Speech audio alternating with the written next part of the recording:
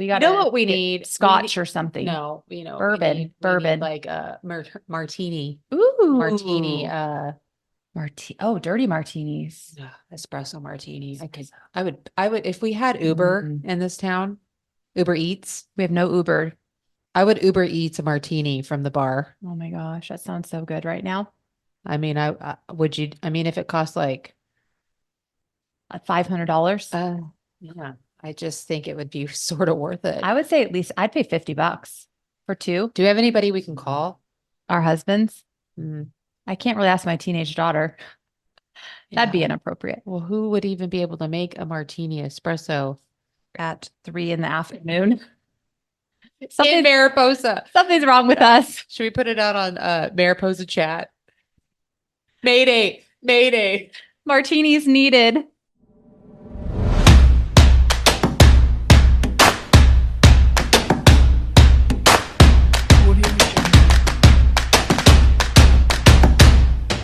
Hey, well, welcome to episode 8 of Now Making Moves in Real Estate. We are so excited to have two very special guests. We've been trying to get them on for a month, no, 2 months, maybe right from the beginning.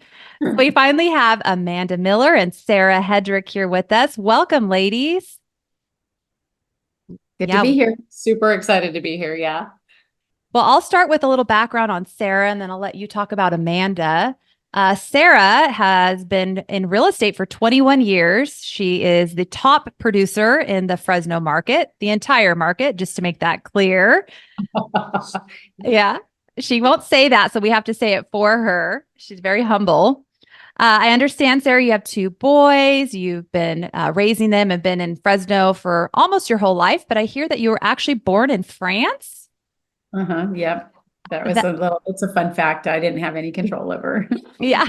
How old were you when you moved from there? 1 year.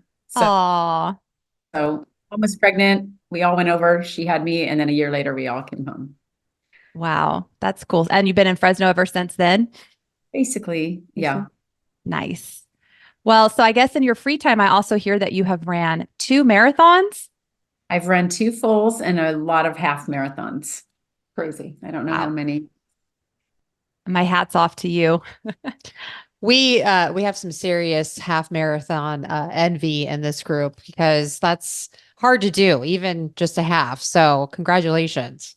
Thank you. Yeah. Why don't you tell us about Amanda? Amanda Miller. I mean, if those of you that don't know her need to know her, this woman is fierce. Don't be humble over there, girl. Come on. A couple of things about Amanda. Her and her wife own the Valley Real Property. So that's their real estate team in Fresno. And they have 3 agents that are currently underneath them. So she's also a spin instructor. We see her. That's really impressive. Spinning's just as hard as running a marathon. It's a tough I don't workout. know. 60 minutes on that thing will burn like what, 800 calories? It's intense. Yeah. Yeah, yeah. Also a diehard WNBA fan flying to and from Fresno to Vegas if that's correct. That is correct. Go Aces. Yes. Yeah, Yeah. yeah. And from what I remember about you, you have strong background in retail and then found your spark and your love for real estate in 2018.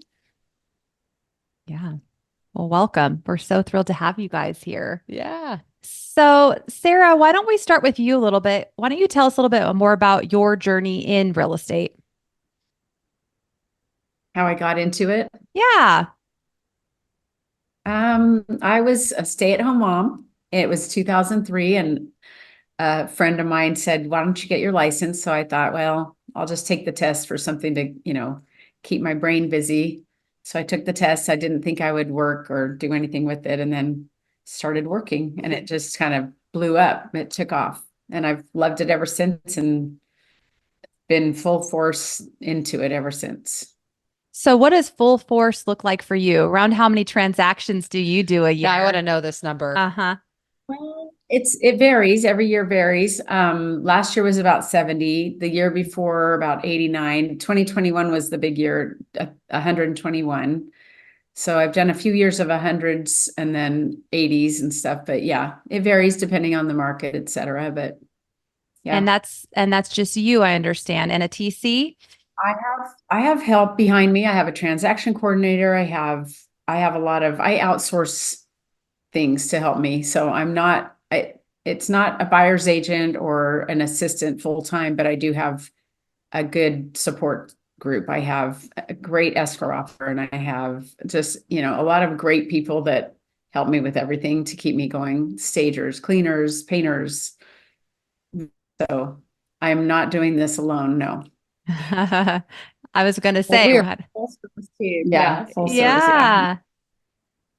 And go ahead, No, Michelle. it's okay. I was just wondering how long the two of you have known one another. How did we I meet? feel like it was Bond was really our first transaction together. Yeah.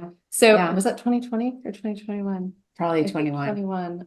Oh, no, it was 2020 though. It was December because it was right at like holiday. We were still Sorry, as we digress. So it's been a couple of years. We could safely say like 3 to 4 years. And Sarah and I were on opposite sides of a transaction.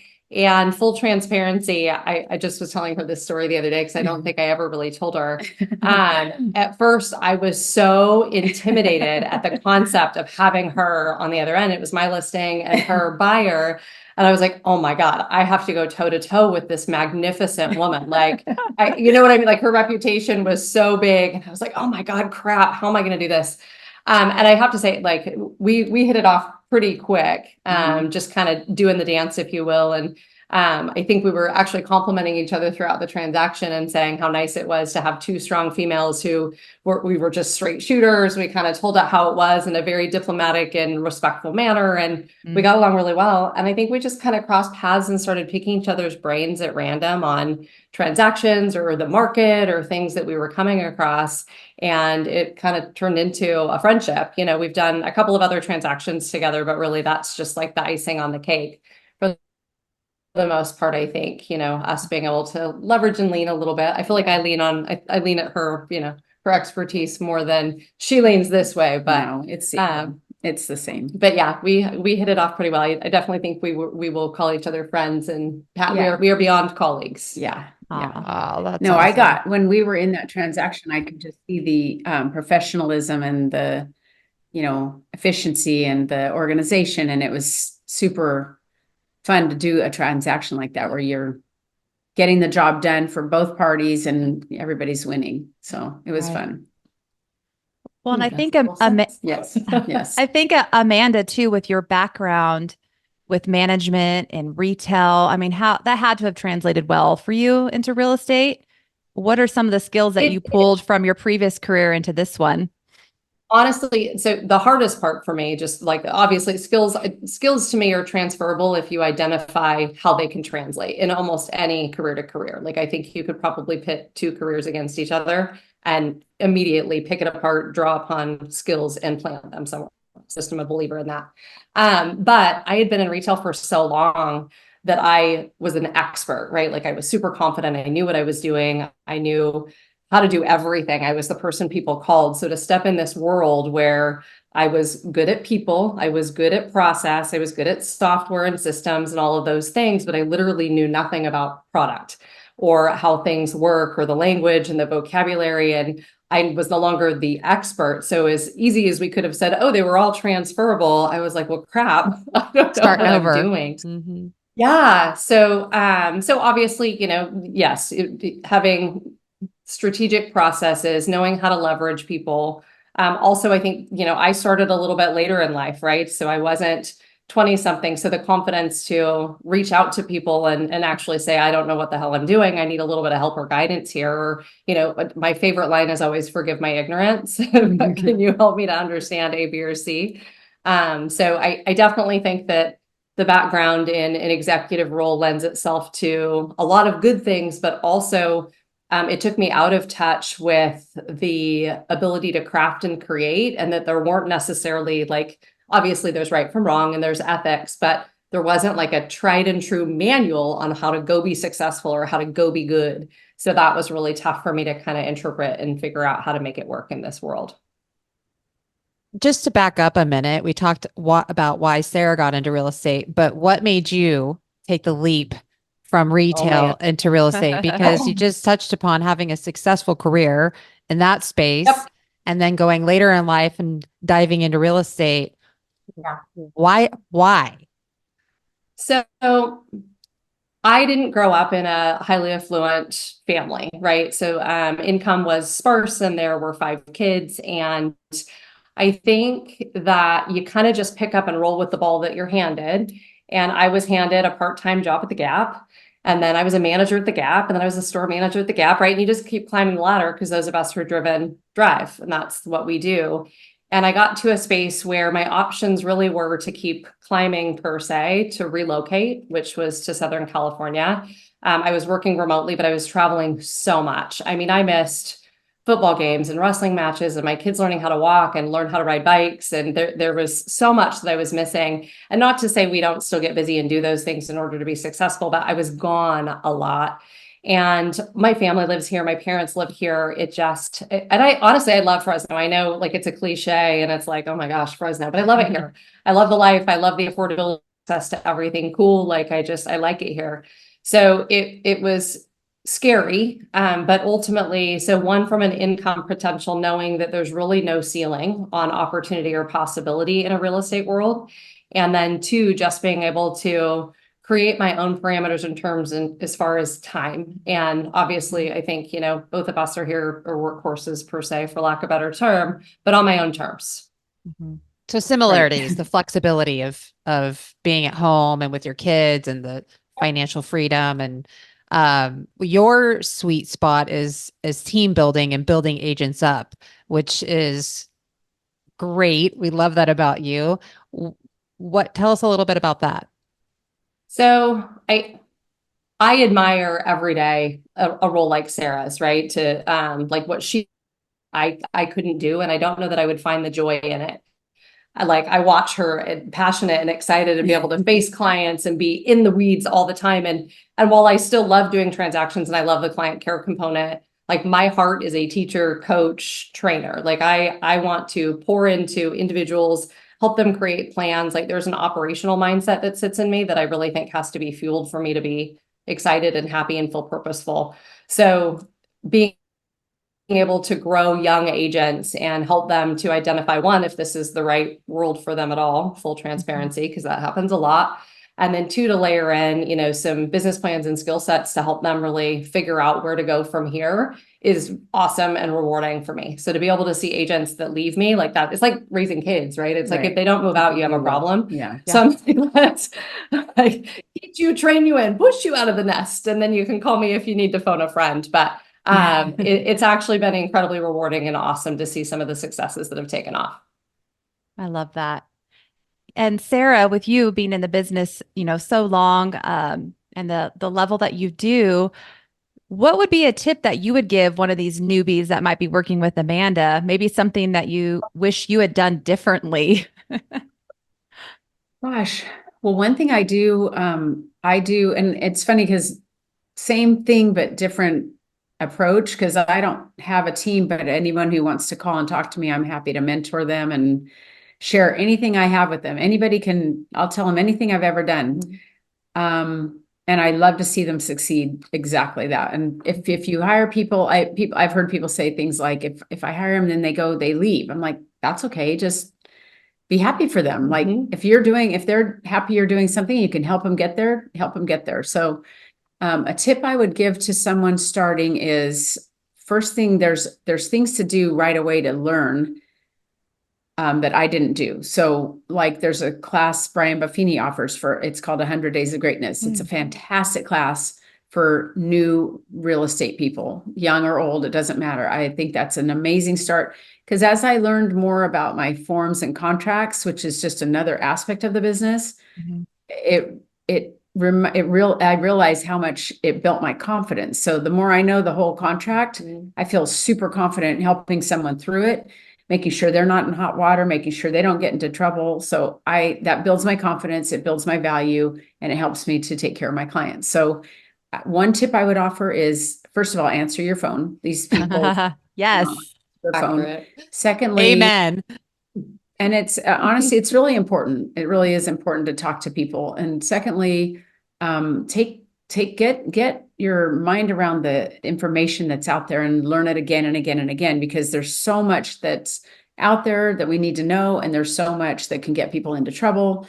It's way beyond just opening a door. That is the easiest part of it. That is not the part that we have the most value in offering people to, get them to a good place. Yeah. I hear you saying basically we need to be more than just a realtor. We need to be their trusted advisor that is knowledgeable and that can actually handhold them and guide them through.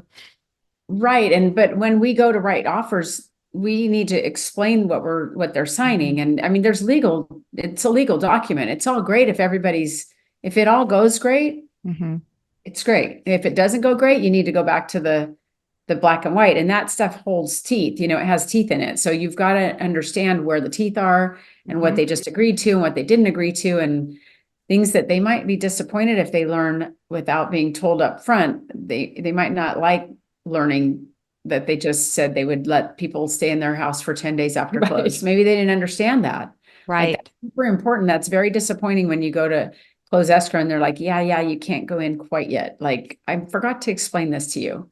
That's not a good experience. I want people to be extremely happy. I want to add a lot of value. And that is on my mind all the time. A servant's heart, that's literally where I come from. And it makes it really fun for me. I enjoy it. And it's a challenge. It's not just that. It's a challenge to constantly trying to figure out another way to add more value. 21 years in the business and we're still looking to add more value, right? That's what's fun about this industry. It's always changing. Yep. I mean, especially now more than ever. Well, it's funny you say answer the phone. It's also don't have a voicemail box that's full. I mean, that's like another Amen. Yeah. Really? It's crazy town to me, right? I don't think you ever do it. The amount of people I call and say the voicemail box is full. I'm like, well, funny story. Sorry to digress. I actually had to teach a new agent the importance of leaving a voicemail. I was like, what did you hanging up? Leave a voicemail. And she was like, why? I don't know how to do that. Well, Wow. You know what? I actually listened to at a Vistage summit that I went to. I heard someone speak about the differences generationally. So some of the younger generation will not even listen to the voicemail. So I always try to follow up with a text these days after I leave one.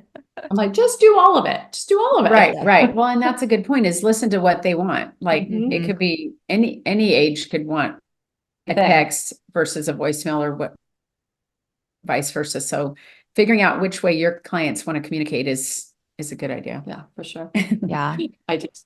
So there's 20 plus years, pushing 30 years of experience between the two of you. And I love to hear a good story. I know we have not a all afternoon to talk, but can you share with us a story, a memorable client that you helped, or maybe an open house where something crazy happened? I'm sure our listeners would love to hear anything you want to share with us. I think Sarah's the most funny. I know I have a ton, and I'm drawing a blank today, but I do have a heartwarming one. I've had a couple times where I went to list a house, and during the conversation of finding out what they really are wanting to get to, I talked them out of selling their house and helped them get to where they wanted to go. And that is so much fun for me. I'm not saying I don't want to list your house. I would love to list your house if that's what you need. But these two situations were, the more I dug in, the more I asked questions, the more I found out that really what they wanted was something else. And I helped them get the financing for that or get on their way to doing that. And it was honestly just beaming from ear to ear. Like, that was so much fun. Okay. One of them just needed a little guidance, and another one wanted to buy their business instead. So they loved their home. They didn't want to really sell their home. It was just one of the thoughts. They thought they had to do it that way. So we figured out a way around that, and we got financing and got their business, the building purchase. And yeah, it was amazing. And I didn't have any part of that deal. I mean, but it does go a long way when you are sincerely looking for what they are needing or wanting. It's fun for me. Honestly, that's my focus. And to another tip for young people is, when you do focus on that, everything else comes together, Yeah, I agree. I mean, those things will go far, right? You'll end up getting referrals, I imagine, from them, from their friends and family when they're singing your praises about how great you were. Well, and Yeah. I'm not saying like talk them out of, I mean, I'm not trying to not work, and I am Sell for your profit, house. but you know, if there's something else that they need, it's fun to do Yeah. that. But people I- want to hear the truth, whether you're Right. buying a house or a pair of glasses. Like The truth. Right. Right. Imagine that. The truth. Like, imagine that. they want And to hear the truth. I mean, no matter what we're purchasing as consumers, we want to walk away feeling you know, really sorry, that's a good no. point. That's a Go good ahead. point. Knowledge. It's another Mhm. tip for young people, Yes. new people in the industry. It's really, this isn't a persuasion thing. This is a learn your product.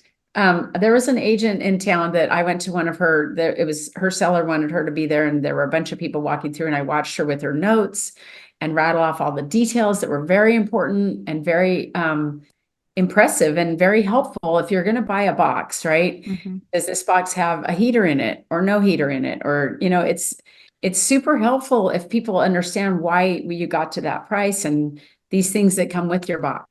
It's Mhm. very, it's fun to give them the information that goes along with the product. And that's, then it takes the pressure off too. You're not trying to talk someone into it. You're Mhm. trying to help them learn if these items in this product are going to fit what you are looking for and the price point. Yeah, Mhm. for sure. And not to, I know the question was about fun stories, but I just We have like, I know we have some of those too. But piggybacking on that concept, like I do think that something that has always aligned us is that even in negotiating together or in conversations about the deals that we're facing and, you know, things Mhm. that are happening in our worlds, it has always been client centric, right? So it's all about where you add value and, you know, what you're aiming toward. I mean, there's been moments where, you know, Sarah's called and based on the dynamic of business at any given time and said, like, I have a client who may need to move this fast, right? So it's like, does a cash deal make sense for them? Or, you know, do we look at different options for each client, knowing that, you know, the monetary back to us, the actual, you know, lucrative component goes down as you Mhm. are, you know, working these creative options, but at the end of the day, it's right for the person. Right. So I think that common thread, I would 100% agree with, saying like, go into your business with that heart, and no matter what, you're going to get the right things back for sure. Well, what was Yeah. that movie made? It's that Christmas movie where the Santa sent them across the street to, they were at Macy's and he sent them to. Oh, Yeah. yes. Miracle. Miracle on 34th 34th Yeah, there you Street. go. Miracle on Yeah, 34th he's like, Street. oh no, you can get that down there. It's like, It's like, that's, you don't need that here. Yeah. Yeah, you don't need me, and that's okay to say you Yeah. don't need me. Well- It's funny. I think most of our funny stories come from accidents, like our oops moments. Like I think there's countless. Like I was just telling Sarah when we sat down, I'm like, the funny ones that come up, like when I had a very like a house Monteverde. So you've got this, you know, $1.4 million, which in other parts of the world that may not be a lot, but here in Fresno, that is, we're up into luxury, right? You know, gated community, super prestigious. I've got this buyer. I've only shown her one other house, right? So I'm just starting to forge this relationship with her and really trying to get some traction and credibility. I set up the showing with the listing agent. Lo and behold, he had cleared the showing with one of the husband and wife couple and not the other. So the husband approved that while wife's home. So I've got my client behind me. Mind you, it is like 112 degrees outside. Also, you know, it's summertime in Fresno. So that's what we do here. And, you know, I kind of do the little knock on the door. I had taken out the key out of the lockbox, and I did a little hello, you know, and this house is huge, you know, it's 5,500 square feet. And all of a sudden I hear this woman yelling at me as she barrels down the spiral staircase in her robe. I mean, like nobody needs to see any woman like this, right? Hair up in the bun, hot mess, yesterday's makeup. Like she That's was some not good happy stuff. to see.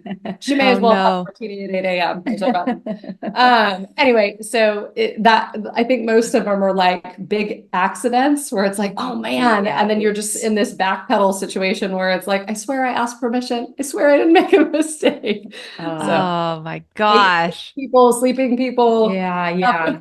That's hilarious. That's so funny. Yeah. There was one where we parked outside the gate. It was a gated house, and I thought it was a brilliant idea to push the button and walk in. Well, there was no way to get back out. I've had to hop a fence or two. It was Oh the no. had to go over the fence. The parents, I don't think they were very happy with it at all. It's like, can he hop over and push the button? Because we're stuck. No, I've got videos of my wife climbing over a fence. We're pushing the button. It's not working. I'm like, up you go. I think everyone has those stories. I remember being a brand new agent and I had a Honda Accord and we live in the mountains and these clients wanted to go see a property and I was literally probably a month in and they're following me in the middle of nowhere up this tiny dirt road, Feliciana Mountain, way Oh up my in gosh. Jersey Dell. And I couldn't even turn around and we finally get up to a spot where we could, stop because I also couldn't find the property. And they're like, yeah, I think this might be a little too remote. Like, I should not have been driving up. I needed four-wheel drive. I didn't know, Oh, I things lost happen. my temper. And I went to a property I had for sale, 200 acres, and I would drive in and drive. There was this one big big dip. And I went over the dip like I did every time I showed it and got home and I had no bumper. Oh my gosh. Oh The my boys are like, goodness. where'd the bumper go? I'm like, Oh my I know where it is. I'll be right back. Oh my gosh. On the 200 acres. And I know where I can take it to get it fixed. Right. So I'll share my one story that's pretty memorable. This one Oh. sent me to do an Avid up here in Mariposa. Remember this one? Yeah. Yeah. It was awful. Sorry about Yeah. that. I go to this house, it's vacant, and I go to leave. I do the Avid, and I'm coming down the hill, and there's an elderly woman, coming at me, waving her hands with sticks to my car. I'm in the middle of nowhere, and she's got tickers all over her, and she's screaming for help. And I'm like, oh, this is like something out of a movie. So my husband's in law enforcement. I like put the window down, itty bitty. I'm like, can I help you? And she's just there. They're coming to get me. They're coming to get me. And I'm like, oh Lord, who's coming to get you? So I just get on, call the deputies to come. And I'm feeling terrible about this woman. Like, do I get out to help her? She ended up leaving an old folks home nearby. And so she was missing. Anyways, I get out and she's saying, oh, you're my sister. You're my sister. Where have you been? They're abusing me. They're abusing me. The deputy came. She was taken back to the old folks home, but it was scary.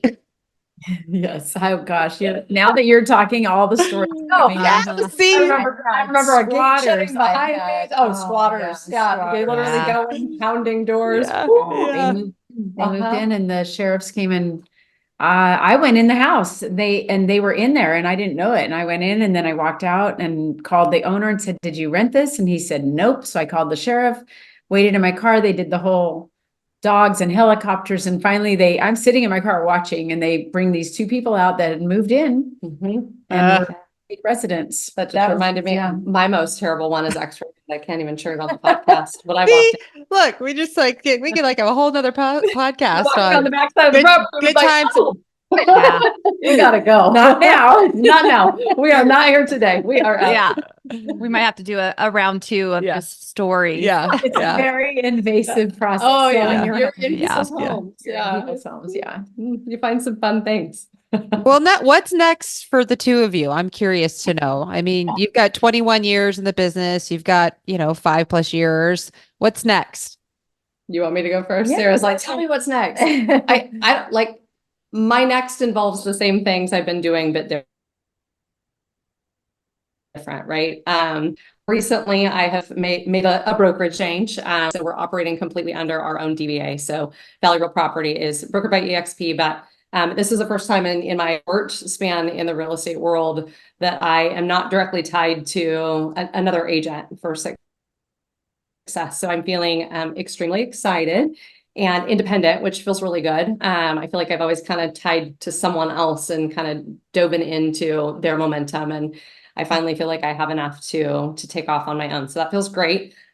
We are launching an agent launch program. So I'll be partnering with a couple of local training establishments to figure out what the first step would be for any new agents as they get licensed and help them build out some business plans. So more to come on that. So maybe I'll partner with you ladies to figure out how we share some of that information. But I just think that people don't have enough resources. And similar to what Sarah said, you don't know what you don't know, and not knowing kind of where to plug in or what to dive into or what's most important to feed you to be successful. So I'm a teacher at heart, and that's what we're going to do. So next for me is agent launch programs and agent growth, and then hopefully helping a few people and families in between.